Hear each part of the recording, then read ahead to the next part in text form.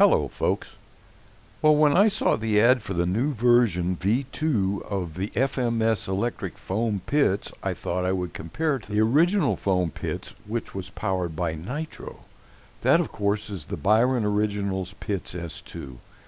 I believe I'm uniquely able to compare the two since I had number 6 off the assembly line when they were first introduced over 40 years ago. Well, I first saw the pits when I was flying demonstrations for Bill Evans Aircraft at the MAC show in Long Beach in 1979. I was flying the X-Wings and the Scimitars. Well, Dean Copeland flew that pits and amazed everyone with the flights and the sound. I knew I had to have one, so went right over to Byron's booth and ordered one. Well, first let's take a look at the Byron pits and my experience with it. It was the first big foam airplane that used NITRO engines. Small foam planes started to become popular in 1977 when Cox introduced its NITRO-powered Cessna Centurion with the 049 and became a great night flyer. Well, Byron invented a new type of foam, as you can see here when I visited the factory to see the F-16s. I flew and blew those for the movie Blue Thunder. They had an incredible process and molding system to make these foam wings. He called the foam Byrofoam. Well, that pits is a big part of my life, as many of you subscribers know. For those not, I actually was credited with founding the very first Toys for Tots RC Air Show in 1979 when I was in the Marine Corps Reserves at LTA, that's the lighter than air station, the blimp hangars, at Tustin, California. I was also working during the week at Craft RC Radios. We set a precedent for other clubs who followed suit as we raised thousands of dollars worth of toys for the kids at Christmas time. My CO at the time, Colonel John Jordan, flew Sandy in by flying in a CH-46 heli and even in the Goodyear blimp in the next year. Well, I got to fly my pits on NBC Live with Kelly Lang and Pat Sajak of Wheel of Fortune. He was the Southern California weatherman on NBC Nightly News. And Kelly Lang was the NBC News nightly anchor there in LA, California. So in 2016, hanging in the garage there in the winter and everything, that heater, the solar film began to deteriorate, and Jeff encouraged me to go ahead and recover it and let's get it set up and fly it again. Well, 6 rolls of Coat red and 3 rolls of white and cleaned it all up. I did it and I flew it. The tragedy was that the fire in September destroyed it and my entire life's collection of models, my house, my cars, well, you know. The pits only flew one time, but I never got to publish the video until way after the fire, as I got lucky and was able to pull the HD from my inoperative computer and pull up the video I made, and I was able to put it online. Many of you have seen that. So anyway, after the fire, I had so much support from you, and many of you began sending me models, and it just breaks my heart, and I feel so blessed. Thank you again. But then comes along a fellow named Michael Conti. He said he had a brand new pits kit in the original boxes, and he would like to donate them to me. I mean, what? It was like he was insisting. And I said, well, okay. And he drove all night to bring it to me personally, as the boxes are really huge. It has a 68-inch wingspan and is exactly 1/3 the size of the real pits. So I began assembling it, and I had to put out a search for the rare Byro drive. But lo and behold, another fellow contacted me and came through by the name of Ron Abels. And he also donated it, for which I am also very grateful. Thank you, Ron. Well, the Byro drive is actually a belt-driven prop with 3-to-1 ratio, and it could swing a 22-inch prop at about 7,000 RPM, while the engine was spinning around 21,000. My original was with the Italian Rossi 61 on a tuned pipe that was inside the fuselage. This one I'm using the Super Tiger 61 just on the muffler, but external. There was a lot of heat with it inside on the foam with the tuned pipe inside, and it never melted much, but with the electronics in there, I didn't want to put the heat back in there. So it's not as powerful as the original Rossi, which is just an amazing engine.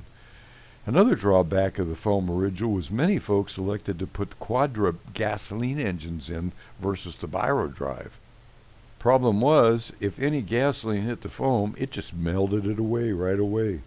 I once saw a landing gear, the bottom wing split in half, the fuselage all melted on the bottom, just sitting on the cement waiting to go fly, as a small leak inside was all it took. Well, Byron invented this special high-density foam. It was strong and fuel-proof, but it wasn't gasoline-proof. Some folks fiberglassed their entire bird, but they became pretty heavy. Anyway, me, I like the sound of that belt drive.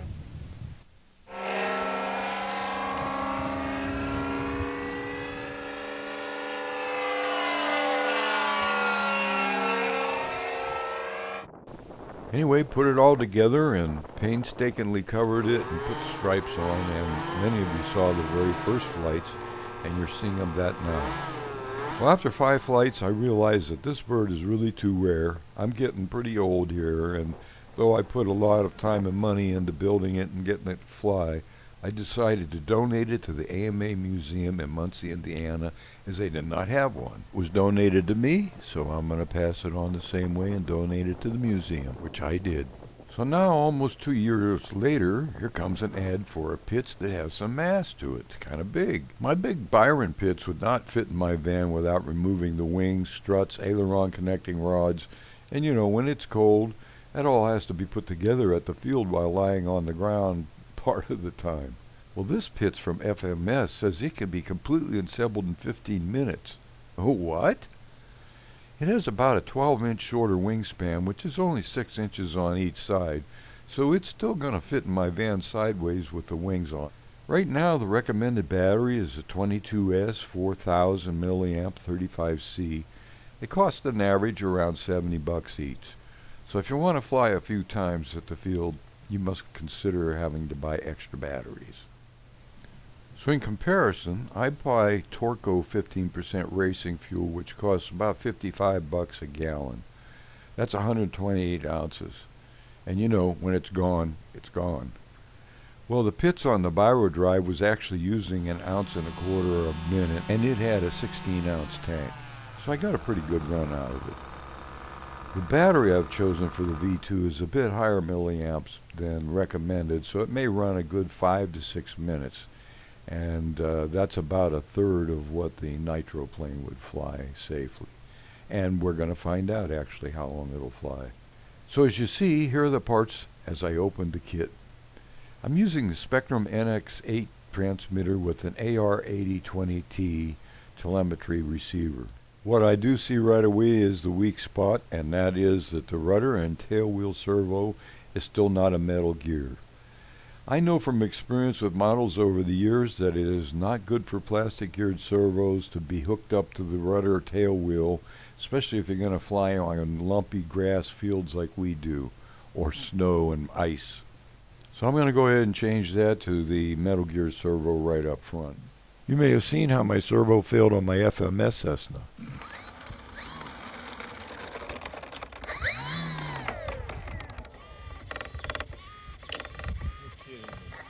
On the Pitts, it's supposed to be a spring steering as it never breaks the servo, and plus, that's the way it is on the big one. Here it is, you can see on my Pitts. That's nice. Got a leaf spring, landing gear. Out with the old and in with the new.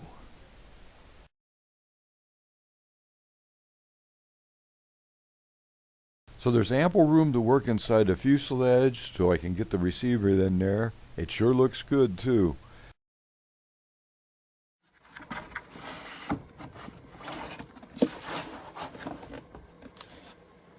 The fact that I don't have to cut out and iron on all those stripes is definitely a plus. The wings and fuselage are very nice and strong EPO foam. Well, I was happy to see a military discount on Horizon's website, but I found out it doesn't mean anything except free shipping. Anything over $99 also gets free shipping. So anybody who buys anything over $99 gets the same deal as a veteran. That's no military discount in my opinion. They just make it look like it's a deal. So the military discount's only good for anything under $99. So I bought mine from Amazon instead. Free shipping there too. Well, the ESC has this big EC connector, so make sure you buy the proper battery that has this connector. I'm also not happy with the almost plastic tires, as they're always noisy on pavement, and they're not as shock absorbing as the airfield tires. They say it only takes 15 minutes to put this together, and I suppose if you already built one, then it would, but you know, you have to read the manual and the installation of the radio and setting up the V2 reflex gyro system, which I put in just for this video. I will have it turned off for most of my flights, as you know how I don't like gyros fighting me. It's pretty slick though, the way it all goes together with just a few bolts and some slide-in wing nuts and snap-on tail struts, so made for a nice clean assembly. I had a few extra decals of my own, ran the servos for about 20 minutes all which way, make sure they're all good, and I like it so far. Well, I like to fly my planes mostly like the real ones fly.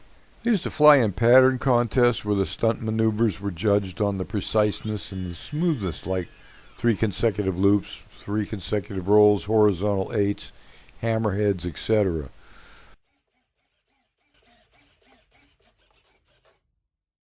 So let's go see how it does in 20-degree weather and 14-mile-an-hour winds.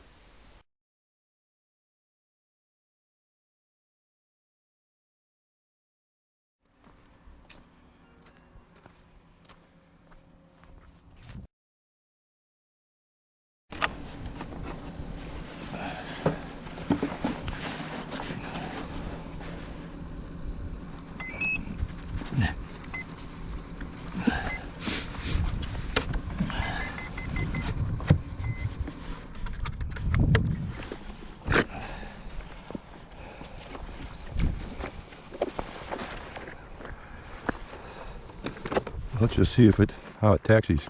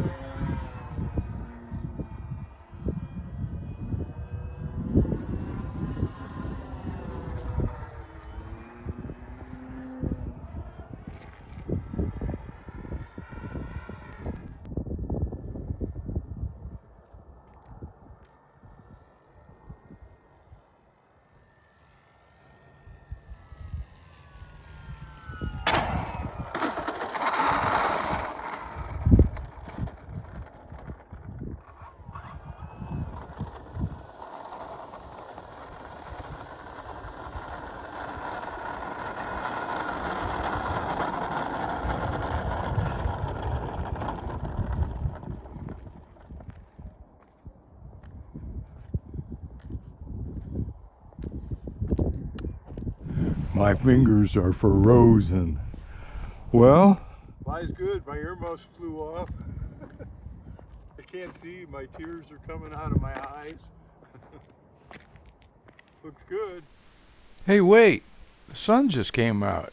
Oh, let's take it around again.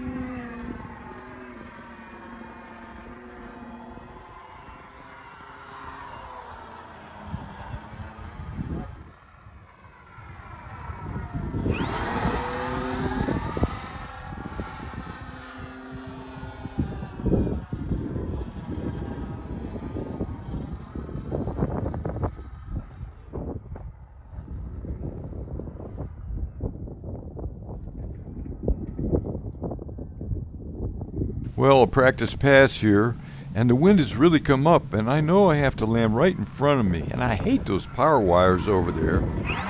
You can't hear me, but I'm saying I can't see because my glasses turned black, and I had to remove them. And also, I'm worried I can't slow down enough because I have to come in over those power wires and land with the hard snow barriers and the semi-trailer in the way, and it's a big crosswind. So I'm scared. Phew! Well, this landing may not be pretty, but it was more like a carrier landing. But not a single scratch, and the tail wheel serval didn't break. So this proves the landing gear is pretty tough. Noisy, but tough.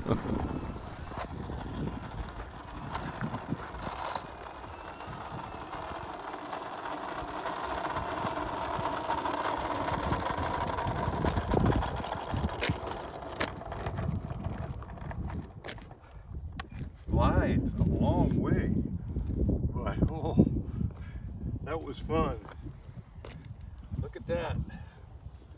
The fly is good and predictable. I was concerned with the crosswind landing. I knew I had to do on top of that. Someone parked a trailer right where I had to land. This fly's not so fast that you can't enjoy seeing your maneuver. It's got lots of power to get through any of those stunts. All right. Well, I can't wait to fly it when it's a little warmer and a little sunny, but I just couldn't wait, and I really love it. It just reminds me of the old times. But I don't like the noisy wheels. My God.